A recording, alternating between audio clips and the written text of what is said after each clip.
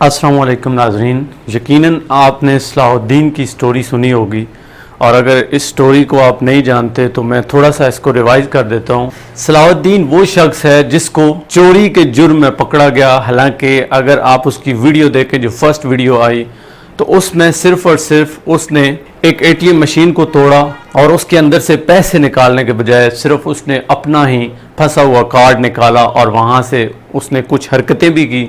उसकी जो हरकतें हैं वो कैमरे ने सेव की और वो हरकतें बताती हैं कि यकीनन वो कितना मासूम बंदा था। जब उसकी वीडियो वायरल हुई तो हम पाकिस्तानियों ने ही उस वीडियो को दुनिया तक पहुंचाया और जब दुनिया ने उसे देखा तो हमने खुद ही उसको पकड़ा, उस पर तशद्दुद किया और तशद्दुद करने के बाद हमने उसे पुलिस के हवाले किया। यूँ हमने अपना फ़र्ज़ समझा और ये अपना फ़र्ज़ पूरा किया कि हम बड़े अच्छे शहरी हैं और हमने एक चोर को, एक मासूम चोर को पुलिस के हवाले कर दिया। आगे माशाल्लाह हमारी जो पुलिस है वो भी इतनी अच्छी है कि उसने उस बेचारे को मार मार के तशद्दुद कर करके कि वो किसी तरीके से बताए कि उसने कहाँ कहाँ चोरी की, कितने कितने बड़े डाके मारे। इस चक्कर में उस मासूम को इतना मारा कि वो मौत की नींद सो गया।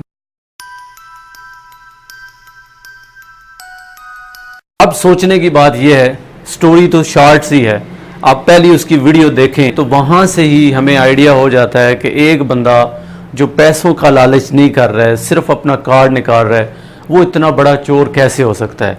और अगर इतना बड़ा वो चोर था तो इतनी मासूम हरकतें वो क्यों कर रहा था। हमें उठना होगा और ये बात ने जितने भी बड़े ओहदेदार हैं, ख़ुसूसन हमारे जो वज़ीर-ए-आज़म साहब हैं, इमरान खान, आर्मी चीफ़ हैं और स्पेशली चीफ जस्टिस साहब जो हैं, उन तक ये पैगाम पहुंचाना है। इससे पहले नकीबुल्लाह मसूद के साथ ऐसा हुआ और कई ऐसे लोग हैं जो मासूम थे, जो गरीब थे, उनके पीछे बोलने वाला कोई नहीं था। मीडिया चंद दिन बोला, सोशल मीडिया पे कुछ वीडियोस वायरल हुई, जिस तरह आजकल जो है वायरल हो रही है वीडियो सलाहुद्दीन की, लेकिन कुछ दिनों के बाद ये मामला ठंडा पड़ जाता है। क्या ऐसा ही चलता रहेगा?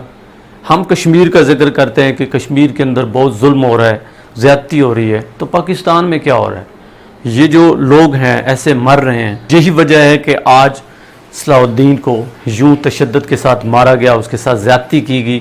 और अगर आप उसकी वीडियो देखें जिसके अंदर वो पानी मांग रहा है, तो क्या हमने करबला का मंजर दोबारा ज़िंदा नहीं कर दिया?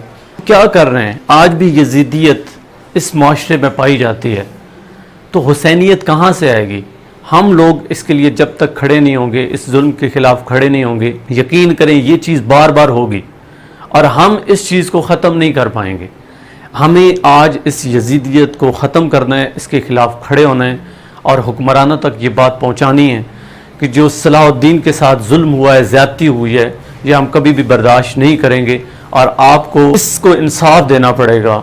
जो सलाहुद्दीन की फैमिली है उसको इंसाफ देना पड़ेगा और उसकी फैमिली सिर्फ उसके माँ बाप नहीं है, उसके भाई बहन नहीं है, बल्कि हम भी उसकी फैमिली का हिस्सा हैं। ये पूरी पाकिस्तानी अवाम उसकी फैमिली का हिस्सा है और हम उसके साथ खड़े हैं और खड़े रहेंगे और आखिरी दम तक सलाहुद्दीन का ये मैसेज आगे शेयर करते रहेंगे। उस वक्त तक हम इसको शेयर करेंगे जब तक कि इस पे बाकायदा एक्शन ना हो। ये नहीं कि एक कमेटी बना दी जाए, फिर उसकी रिपोर्ट आए, महीने बाद रिपोर्ट आए, एक साल के बाद रिपोर्ट आए। तो ऐसी तो कई ऐसे वाक़यात पीछे हो चुके हैं, कोई उन पे एक्शन नहीं हुआ। बड़ा चोर जो है उसको प्रोटोकॉल दिया जाता है, जो बेचारा रोटी के लिए थोड़ी सी चोरी कर ले या वैसे कैमरे की आंख में आ जाए तो हम उसके साथ इतना जुल्म करते हैं, इतना तशद्दुद का निशाना बनाते हैं और इसको अपनी खेल बना लेते हैं। और हमें भी इस पे शर्म आनी चाहिए। आज यकीनन मेरे समेत जितने भी पाकिस्तानी हैं, बल्कि जितने भी इस दुनिया के इंसान हैं जिनमें थोड़ी सी इंसानियत ज़िंदा है, आज उनका दिल जो है वो खून के आंसू हो रहा है। ऐसे बंदे के साथ जो बिल्कुल मासूम था, जिसका ज़हनी तवाज़न ठीक नहीं था, इतना ज़्यादा जुल्म हुआ है। ये बात अगर मेरी कोई पुलिस वाला भाई सुन रहा है तो उससे भी मैं ये रिक्वेस्ट करूँगा कि आप भी इस मैसेज को आगे से आगे पहुँचाएँ, चूँकि आप लोगों की भी इज़्ज़त का सवाल है। अगर कुछ बंदे गलत करते हैं तो जो सही बंदे हैं उनका नाम भी बदनाम होता है। पूरी पंजाब पुलिस गलत नहीं है, लेकिन ये चंद ऐसे लोग हैं जो गलत हैं, जिसकी वजह से सारी पुलिस बदनाम हो रही है। तो अगर यूं ही चलता रहा तो एक वक्त आएगा कि अवाम के हाथ में बंदूकें होंगी, डंडे होंगे और ये पुलिस वाले आगे होंगे। तो क्या ऐसे रियासत चल पाएगी? क्या ऐसे मुल्क चल पाएगा? हरगिज़ नहीं।